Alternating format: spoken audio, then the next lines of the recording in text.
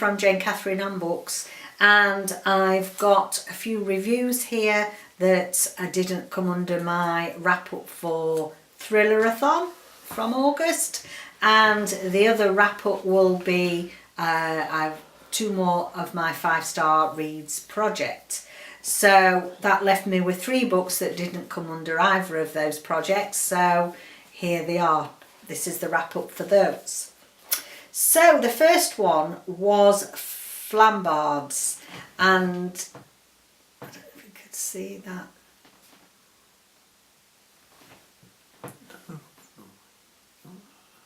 He's trying to get in the right place with the camera at the minute. We've got quite a lot of glare out there. Yeah, okay. Sorry about all that faffing. So this is set in 1908. If you recall, I got these on one of my recent hauls, the recent haul from the Book People, and what gorgeous cover. Really gorgeous cover there. And this is about, it's like a cosy family drama really. Christina's sent to live with her uncle. Christina was orphaned and she seems to be passed around from pillar to post amongst all the relatives. They're all taking the turn to have her, which, poor girl, that's not very settling for her. So when she's 12, she has to go off. It's the turn to go off to Flambards, to her uncle's big house. It's getting a bit dilapidated because he's obsessed with race horses, racing, and buying expensive horses. Spends all his money on that. He's got 2 sons. One lives and breathes for horses and horse racing as well as he does, and then his other son, completely different in character, very intelligent lad, loves reading, quite a scientific brain, quite technical in way he thinks, completely hates it. And Christina has never ridden before, but she gets into it. She's given riding lessons while she's there, and actually becomes a very competent horsewoman really. It's a lovely, I gave it 4 stars. It is very well written for a cosy family drama. I like the characters. I really enjoyed the character of Christina. The characters were very well written and developed. Didn't like them all, but I don't mind not liking the characters if they're written well. And it was really enjoyable. Quite horsey, so if you're horsey and love something you know, to do with horses and looking after them, and although it's fiction, we've still got a strong theme of the horse racing in there. And I'm not particularly horsey, but I thoroughly enjoyed this. She's there quite a few years. She's sort of coming up, you know, to coming up to a young adulthood by the time she leaves there. But it's thoroughly enjoyable. So if you, like me, love your family dramas, and it's a historical family drama, got a bit of a cosy feel to it. Yeah, just lovely. So that's book 1, The Flambards. So I was on a roll because I enjoyed that so much. I then went straight to book 2. So book 2, The Edge of the Clouds, and this again by Kate and Peyton. And just look at this gorgeous cover. So we're in 1912 here. So 1908, the setting for book 1. We've gone on to 1912, and Christina has run away with somebody out of the first book, and hoping to get a job designing aeroplanes. Now obviously back in those days, flight and development of the aeroplane was quite in its infancy.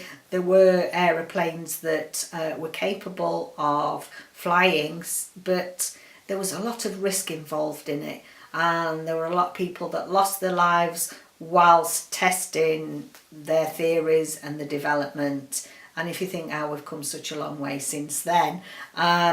So the plot is very much based around the 2 of them finding work, because they're no longer being supported by Christina's uncle, and because he's not very happy that Christina's not stopped there carrying on with the horse racing stuff. And so we've got the plot there looking at the two of them, how they managed to survive really, and it's very difficult for women to get work as well back in those days. I didn't enjoy this one quite as much. I think for people who very much are interested in flying, the early days of aviation, it's quite fascinating. That was interesting because you get to find and also get a feel for, you know, what they went through to really develop planes to, you know, the level where we are now, if you think of aviation now. So very interesting.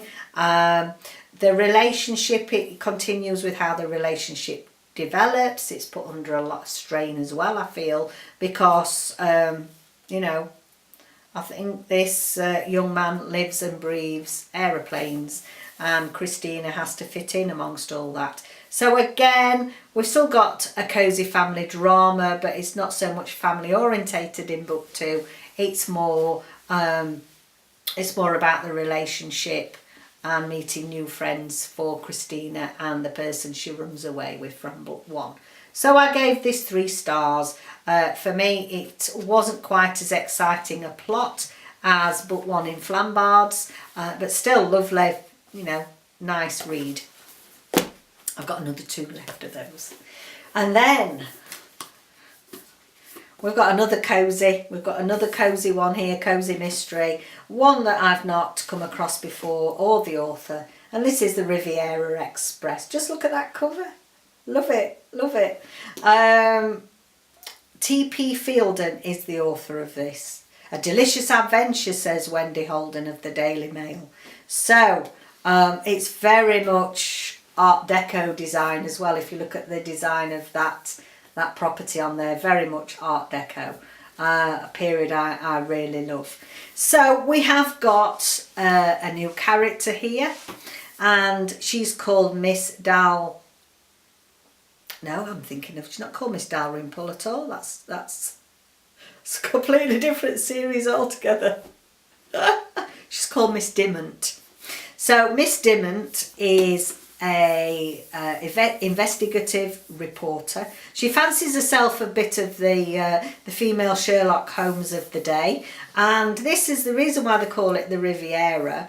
Is although it's based in the UK, in England, it's down on the south coast where the weather is so much warmer than we get, you know, further up north, and all round Devon and Cornwall on the southern coast is beautiful. There's some beautiful scenery down there, and it's known as the English Riviera. Still not as hot as you get in the French Riviera, but nevertheless it's a beautiful part of the country. So as you can imagine, with all things cosy, there's a murder. Oh yes, there's a murder, or 2 or 3, or I'm not sure. I'm not going to let on how many murders there are. But Miss Dimmant thinks that she can solve all these murders, and she gets herself into a few scrapes.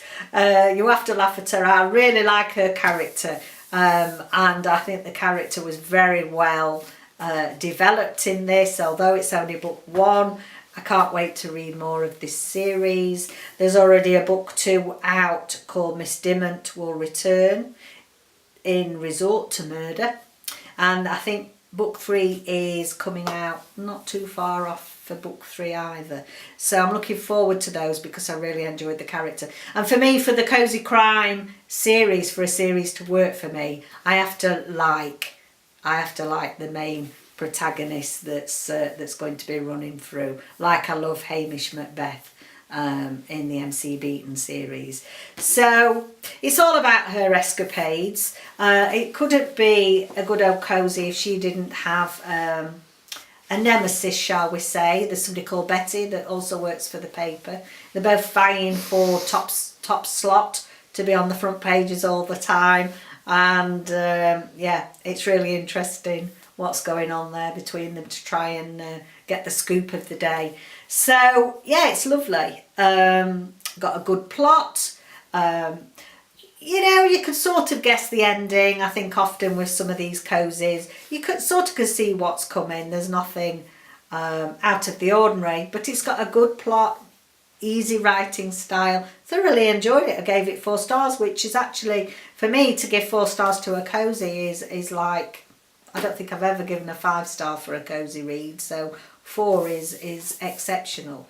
So have a look at that series. I'm certainly going to carry on with it. That's the Riviera Express. So there's the 3 books that didn't come under the Thrillerathon or my 5-star reads project that I read in the month of August. So yeah, plenty of comments down below. Let's have a good old bookish chat. You know, that's what I love. And I'll see you again next time. Bye for now.